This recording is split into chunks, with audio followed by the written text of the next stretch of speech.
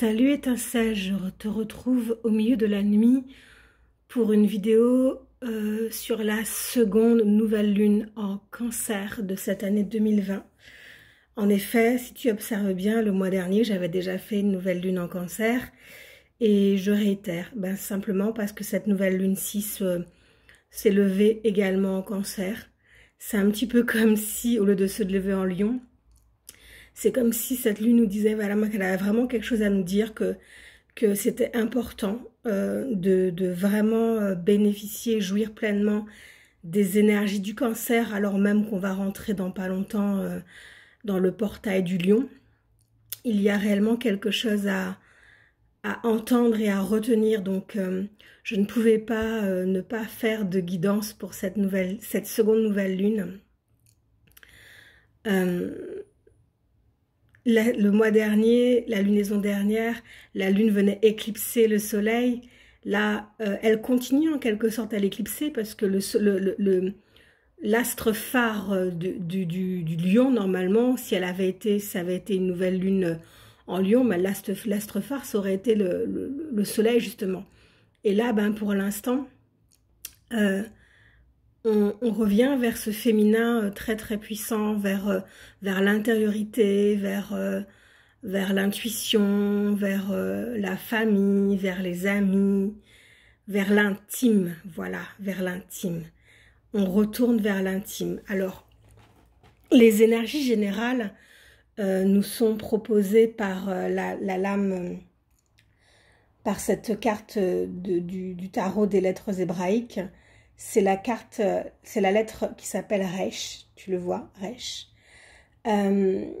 Resh, par sa façon de se comporter, nous parle en fait de nous incliner.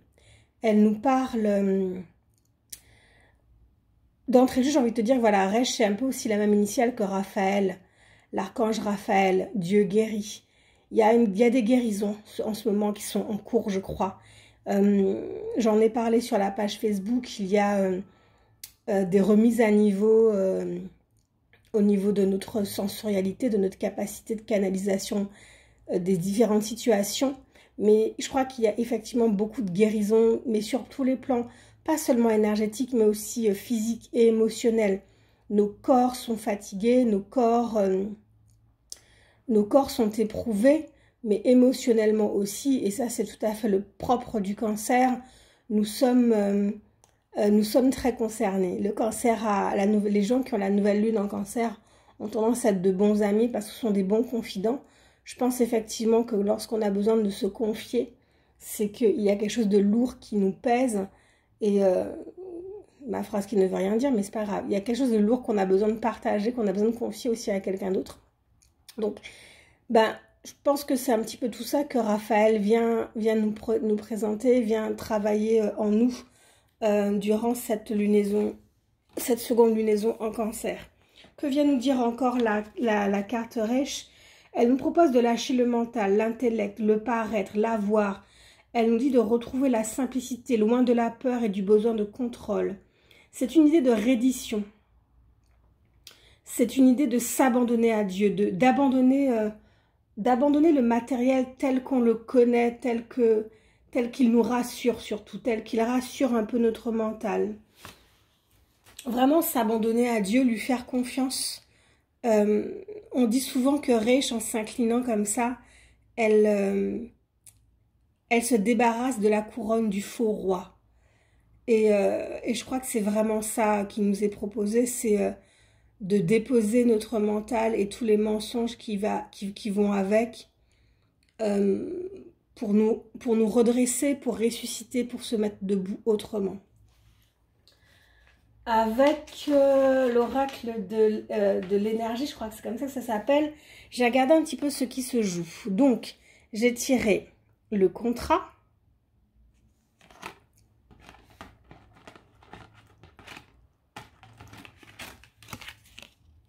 l'ange de l'amour,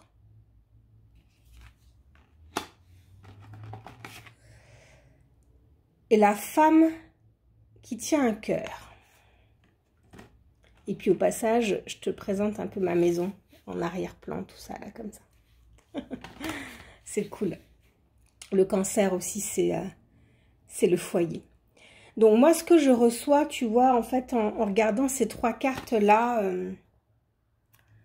ça me parle, voilà, ce qui se joue vraiment pour moi, ça me parle d'observer nos liens, d'observer nos engagements, d'observer un petit peu toutes les promesses qu'on a pu faire, parfois de manière, tu vois, un petit peu comme elle là, avec ses yeux bandés,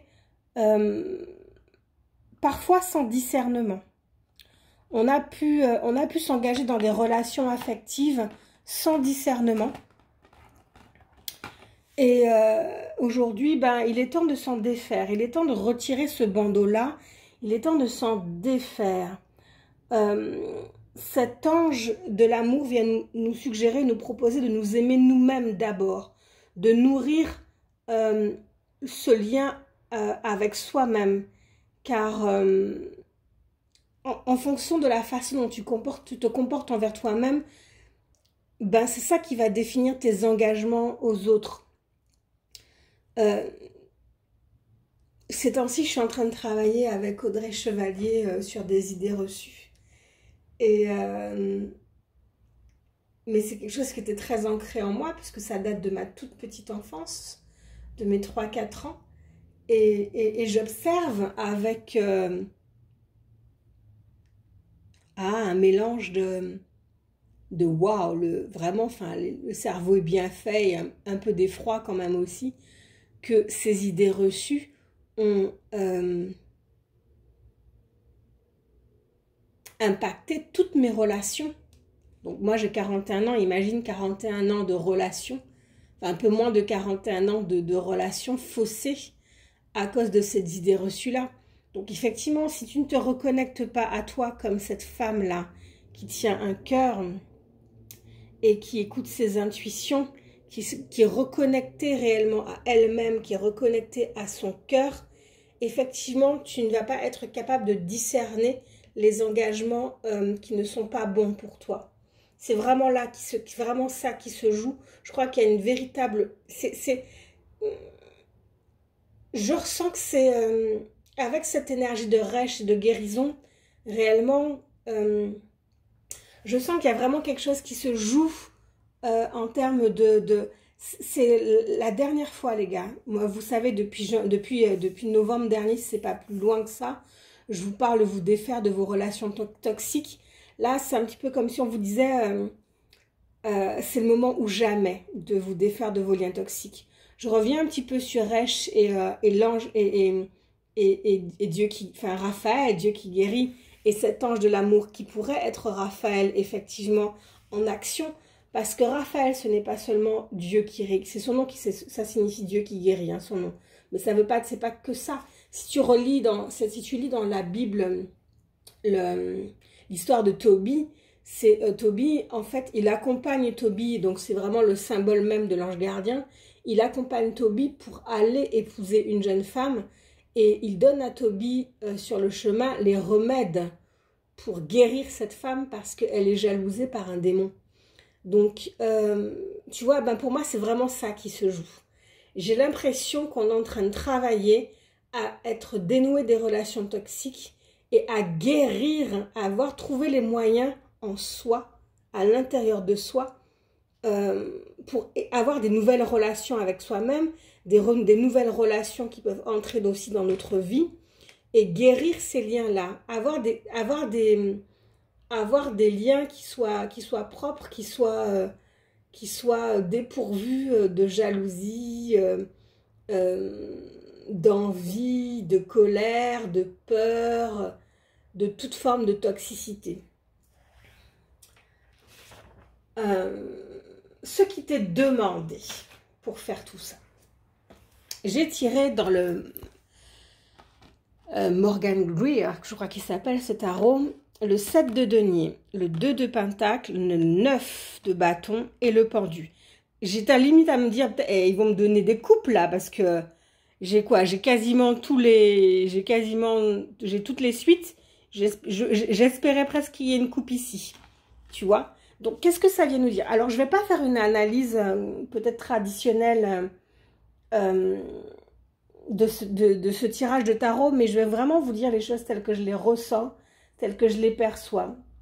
Parce que c'est vrai que le 7 de denier, si tu connais un petit peu les tarots, on a tendance à parler de ruses, de choses comme ça. Moi, j'ai envie de parler de planification. Il y a vraiment des changements imprévus qui arrivent.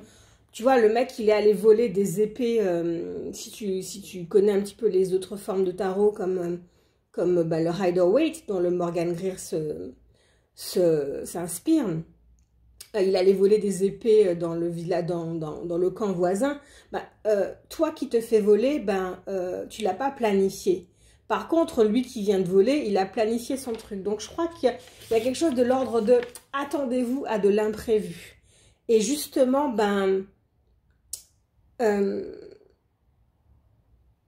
se préparer au changement imprévu. Parce que justement, tu sais pas quand ça va arriver. Tu sais pas comment ça va arriver. Mais il y a quelque chose de l'ordre de se sécuriser.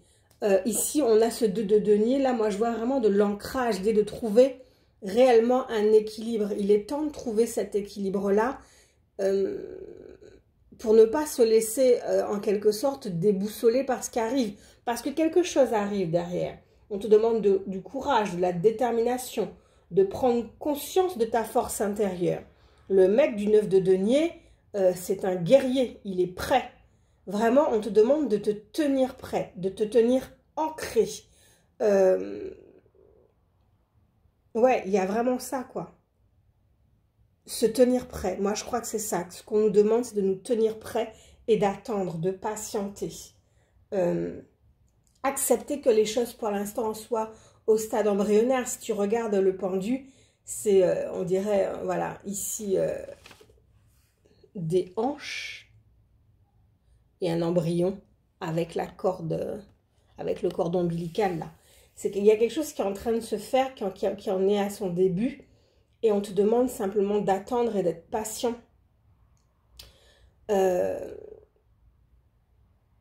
Normalement, le pendu, il a un rayonnement comme ça autour de lui qui nous dit que c'est quelqu'un d'éclairé. Donc c'est pas, voilà, ça nous parle vraiment de patience. On n'est pas justement dans l'impatience, ah, quand est-ce que ça va se passer, dans l'inquiétude. Non, on te demande simplement pour l'instant de t'ancrer, de patienter, de t'ancrer, de patienter, d'être dans la vigilance. Et voilà, il y a vraiment quelque chose qui se joue dans nos racines, dans nos lignées. Avec la lune en cancer, on est vraiment, je le disais tout à l'heure, dans la famille, dans tout ce qui est lien. Et tu vois bien avec ce pendu qu'il y a des liens. On est attaché par le pied. On a les lignées familiales aussi qui sont matérialisées par les deux bois là. On a le lien à la mère, puisque si c'est un embryon, là on est un petit peu dans l'utérus de la femme avec ses hanches. Il est accroché par sa cheville, il est un peu accroché aussi par son talon d'Achille, par sa faiblesse, à la fois sa faiblesse et sa force en fait, le talon d'Achille. Hein, faut se dire les choses franchement, c'est pas forcément qu'une faiblesse, c'est aussi un lieu de force. Le pied, c'est ce qui fait que tout notre poids repose sur terre. Et là, je pense vraiment qu'on est dans une demande de patience avec ancrage, mais aussi légèreté. De prendre les choses un peu avec légèreté. Alors, je ne sais pas ce qui est en train de se tramer, messieurs, dames, mais ça se trame. Ouais, j'ai du mal à trouver les mots pour t'exprimer ce que je ressens là. Pourtant, j'ai fait le tirage il y a quelques heures. Hein, je l'ai laissé macérer, méditer, mais le fait de l'avoir devant les yeux de nouveau et de devoir te l'expliquer, ça me reprend assez fortement. Il y a quelque chose qui est en train de se jouer dans nos relations. C'est comme si, avec cette lune en cancer, il y avait un avant et un après. Que ce soit toutes les relations qui ont vraiment de l'ordre affectif, qu'elles soient sentimentales, amicales ou familiales, quelque chose va changer, quelque chose doit changer. Il y a du neuf, il y a des guérisons qui arrivent. On te demande vraiment de patienter, d'être vigilant et de t'ancrer. il y a une renaissance qui arrive derrière. Alors, on n'aurait pas dit, hein, mais moi, si je dis qu'il y a un embryon, c'est que j'espère bien qu'il va venir au monde, tu vois. Cet embryon, quand même, on va pas le laisser là. Pourquoi est-ce qu'on te demande ça? Pourquoi est-ce qu'on te demande ça? Dans cet oracle magnifique, alors tu le vois pas très bien parce que j'ai pas une forte luminosité. Il s'appelle le Shihu. Shihu, celle qui. Et là, c'est Jenna. Son petit nom à elle, c'est celle qui est calme. Simplement parce que je pense qu'effectivement, là, on te demande d'apprendre le silence, d'apprendre la patience, d'apprendre la tranquillité. C'est nécessaire. Tu ne peux pas comprendre les choses en ayant un mental agité, en ayant, voilà, en ayant la tête pleine de choses, d'idées qui ne sont pas vraies, qui ne sont pas justes. Tu remarqueras que Jenna est accompagnée ici d'une chouette. Ouais, d'une chouette. Donc, on est quand même sur de la sagesse. On est sur le fait de percevoir les choses, de pouvoir discerner les choses. Et tu vois, cette énergie-là, c'est aussi l'énergie du pendu. Le pendu, c'est parce qu'il est inactif, volontairement inactif, parce qu'il pourrait se détacher. C'est parce qu'il est inactif qu'il peut voir les choses sous un autre angle aussi. Et qu'il peut recevoir aussi d'autres révélations. Parce qu'il est inactif et qu'il est patient. Donc, vraiment, là, je crois qu'il y a vraiment cette idée-là d'acquérir cette vertu qui est pour moi immense, c'est celle du silence. On ne la voit pas sur les arbres séphirotiques ou dans l'étude des vertus, mais pour moi, c'en est une. Le silence est important pour acquérir la sagesse, pour acquérir le discernement. Tu vois un petit peu son chapeau avec ces cornes-là, ces espèces de cornes. Bah, ces cornes-là nous parlent aussi de discernement. On veut te demander de t'apprendre à acquérir le discernement. Et il n'y a rien de tel que justement le discernement, écouter, discerner son intuition comme on avait ici, pour éviter des relations toxiques, pour éviter de se faire mal, pour éviter les gens rusés, pour éviter les gens qui ne savent pas sur quel pied danser, pour éviter d'être toujours sur la défensive aussi, et être un peu plus sécurisé dans nos relations. Donc, ce discernement est essentiel. Et puis, j'ai voulu demander un message aux huiles essentielles. Alors, soit, moi, je travaille avec le merveilleux jeu d'Isabelle Lemoine, que j'aime beaucoup. Soit tu t'achètes l'huile essentielle, soit tu peux tout simplement te connecter à l'âme de la plante, puisque une huile essentielle, ben, c'est l'essence de la plante, c'est son âme. Et tu peux effectivement avoir des relations d'âme à âme avec une plante, comme autant avec un animal qui vient te donner sa médecine. Ça sert à rien, moi, je pense, au stade où nous en sommes d'évolution spirituelle tous ensemble, là, ça ne sert à rien, je pense, de dépouiller la nature de ses beautés, alors qu'on peut simplement se connecter à elle avec simplicité, avec amour. Donc, l'huile essentielle qui arrive aujourd'hui, c'est celle de la sauge sclarée. Elle nous parle de féminité et de sagesse. Je te lis le message. Sous un abord robuste, voire austère, mes fleurs délicates sont à ton image. Je te redonne l'allant pour aller de l'avant. Purificatrice, je sauve ton étincelle de vie, cachée, voire terrorisée par la vie. Je parle à ton cœur. Tu as à nouveau confiance. Tu es en mesure de créer ta vie. Je t'accompagne dans toutes les étapes délicates de ta vie avec sagesse. Je te permets d'être dans un discernement objectif, d'être débarrassé des filtres qui t'empêchaient de voir ce qui est et ce qui se manifeste à toi. Vraiment, la sauge sclarée nous ramène à cette énergie du Reich et à ce féminin très important lorsqu'on a une lune en cancer. Voilà. J'espère avoir pu t'éclairer un petit peu sur les énergies qui arrivent en ce moment, t'encourager à la patience et à sortir de toute forme d'agitation, à te laisser guérir. Qui dit qu'il y a guérison dit que ça ira chercher profond. Je m'attends réellement à ce que le mois de juillet soit très agité, soit très mouvementé au niveau émotionnel. Le portail du lion qui arrive derrière peut aussi nous parler de rage à sortir, de choses qu'on a envie de... Ah, tu vois, le côté... Ouais, je fais bien le lion, je trouve.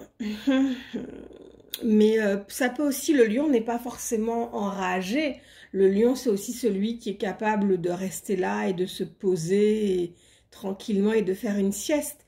Donc, moi, je t'inviterai à ça, à ne pas te laisser persécuter par le fait d'avoir des choses, de cumuler des choses. Ne laisse pas ton mental prendre le dessus et accepte de t'incliner vers ton cœur, de l'écouter, de refaire connaissance avec lui, de faire connaissance avec ton moi intime, ton moi le plus profond, ton moi le plus parfait pour de meilleures relations. Et ben voilà, vigilance, ancrage et surtout silence. D'ailleurs, je te partage le premier commandement pour moi, hein, c'est comme ça que je l'ai appris, que je l'entends.